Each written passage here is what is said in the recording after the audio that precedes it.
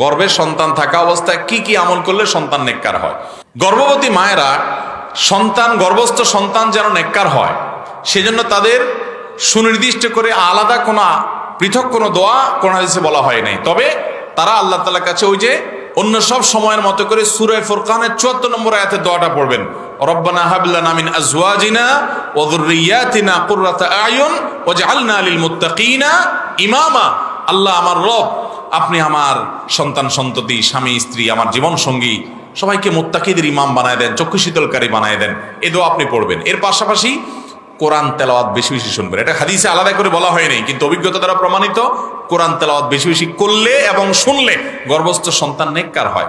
গান, হারাম জিনিস শুনবেন না, হারাম জিনিস দেখবেন না। এই টাইমটাতে অন্তত গুনাহ থেকে বেঁচে থাকবেন। এবং সবচেয়ে বেশি গুরুত্বের সাথে যেটা করবেন হলো যে হারাম খাবেন না। অন্য সময় তো নাই, এই টাইমে বেশি করে আরো হারাম ভক্ষণ করবেন না। তাহলে ওটা হারাম থেকে গঠিত হবে। এটা খুব ভয়াবহ একটা বিষয়।